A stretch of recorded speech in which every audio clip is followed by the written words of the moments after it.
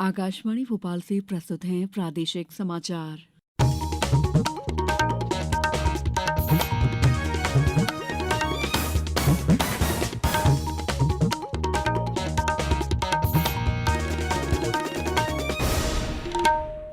नमस्कार, समाचारों के साथ मैं दीपा सिंह। सबसे पहले मुख्य समाचार।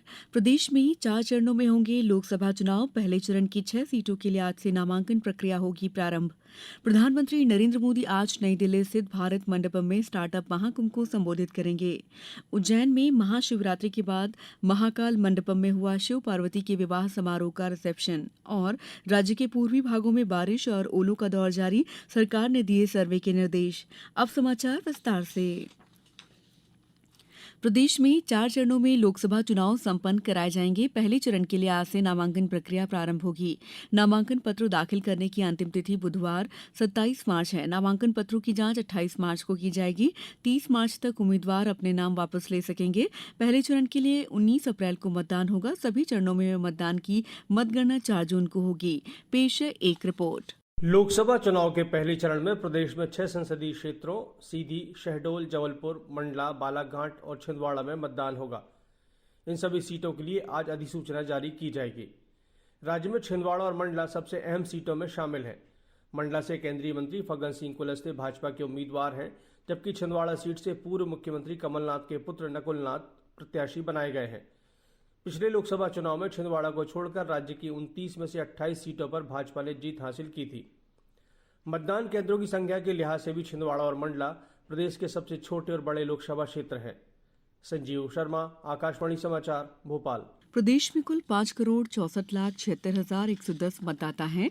इनमें 2,90,13,307 पुरुष मतदाता, 2,74,61,575 महिला मतदाता, 1,228 थर्ड जेंडर के मतदाता शामिल हैं।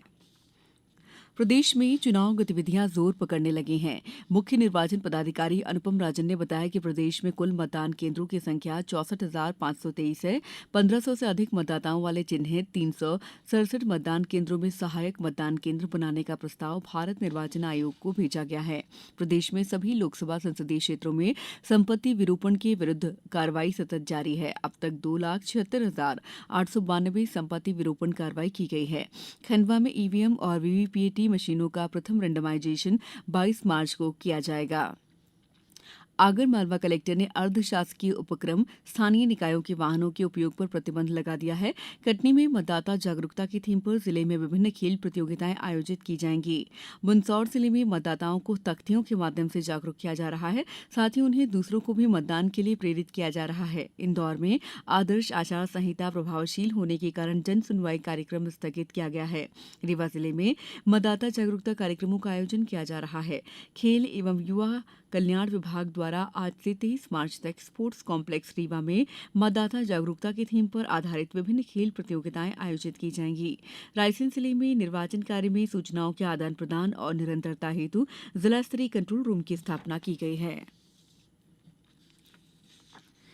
लोकसभा चुनाव और 4 राज्यों में विधानसभा चुनाव के लिए निर्वाचन आयोग ने आवश्यक सेवाओं में कार्यरत अनुपस्थित मतदाताओं के लिए डाक मतपत्र के माध्यम से मतदान की सुविधा के लिए विशेष श्रेणी अधिसूचित की है। इसमें पहली बार मीडिया को भी शामिल किया गया है। सूची में मेट्रो, रेलवे, भारतीय संचार निगम लिमिटेड, बिजली और स्वास्थ्य विभाग, अग्निशमन सेवा, डाक सेवा, विमानन और आपदा प्रबंधन विभाग के कर्मचारी शामिल हैं। आयोग ने कहा कि लोक प्रतिनिधित्व अधिनियम 1951 के प्रावधानों के अनुसार उचित विचार करने के बाद आवश्यक सेवाओं में कार्यरत व्यक्तियों को डाक मतपत्र से वोट डालने के लिए अधिसूचित किया गया है।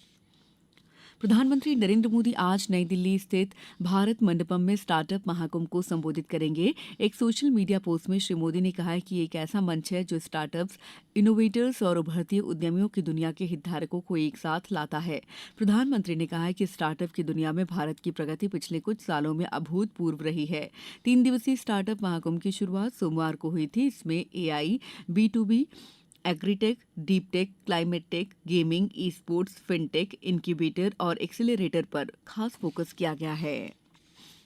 लोकसभा चुनाव के लिए कांग्रेस पार्टी की केंद्रीय चुनाव समिति की बैठक कल नई दिल्ली में संपन्न हुई। बैठक में कांग्रेस अध्यक्ष मल्लिकार्जुन खड़गे और कांग्रेस संसदीय दल की अध्यक्ष सोनिया गांधी उपस्थित थीं। बैठक में सिक्किम, अरुणाचल प्रदेश, पश्चिम बंगाल, चंडीगढ़, अंडमान निकोबार और पुडुचेरी के वरिष्ठ नेता भी उपस्थित थे। संघ लोक सेवा आयोग ने सिविल सेवा प्रारंभिक परीक्षा 2024 स्थगित कर दी है। ये परीक्षा अब 16 जून को होगी। ये परीक्षा पहले 26 मई को आयोजित होनी थी। आयोग ने लोकसभा चुनाव के कारण परीक्षा स्थगित करने का निर्णय लिया है। समाचारों में वक्त है ब्रेक का।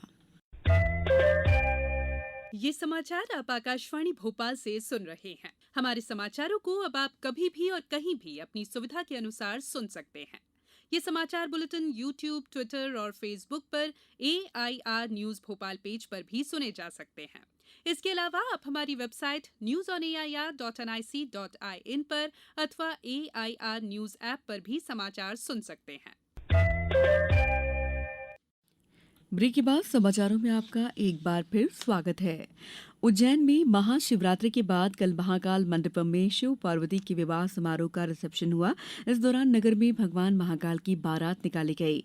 इनमें आतिशबाजी के बीच खूब रंग गुलाल उड़ा और नगर भोज का आयोजन हुआ। उज्जैन में 2 दिन तक शिव पार्वती विवाह की विभिन्न रस्म संपन्न कराई गई। महाकाल की नगरी में शिव पार्वती विवाह के रिसेप्शन की परंपरा करीब 2.5 दशकों से चली आ रही है। प्रतिवर्ष महाशिवरात्रि के बाद यह अनूठा आयोजन होता है। राजस्थान के श्रद्धालुओं ने भगवान महाकाल को चांदी का मुकुट और नाग कुंडल भेंट किए। लोकसभा चुनाव में मतदान का प्रतिशत बेहतर हो, इसके लिए 75% से कम मतदान वाले विधानसभा क्षेत्रों में चुनाव आयोग द्वारा विशेष मतदाता जागरूकता वाहन चलाए जाएंगे। मतदाता जागरूकता प्रचार वाहन का शुभारंभ आज से होगा।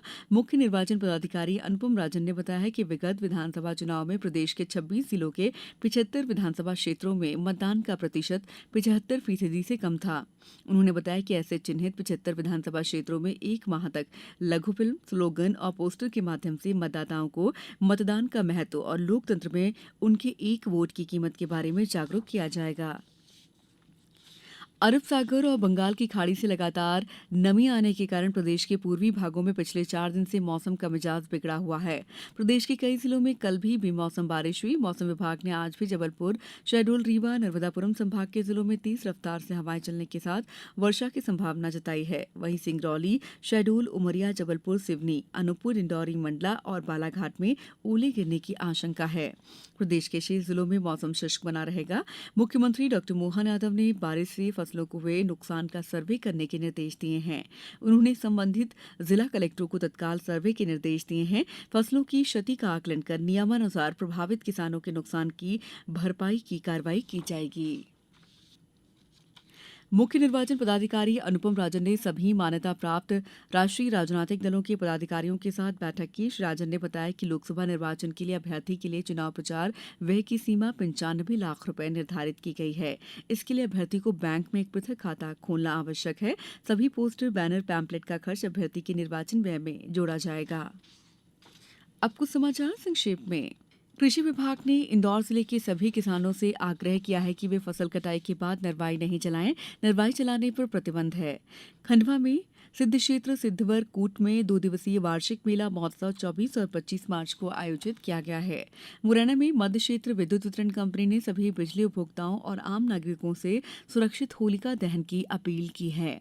दमोह के कुम्हारी थाना क्षेत्र के अंतर्गत गुदरी के पास हुए एक सड़क हादसे में मां बेटे की मृत्यु हो गई, जबकि बेटी की हालत गंभीर होने पर जबलपुर रेफर किया गया है। मंडला जिले के नैनपुर थाना के अंतर्गत ग्राम पंचायत पिंडरही में करंट लगने से 2 युवकों की मौत हो गई। भारतीय बैडमिंटन खिलाड़ी लक्ष्य सेन पुरुष एकल वर्ग में विश्व रैंकिंग में 13वें स्थान पर पहुंच गए हैं। इस बुलेटिन में इतना ही। दीजिए इजाजत। नमस्कार।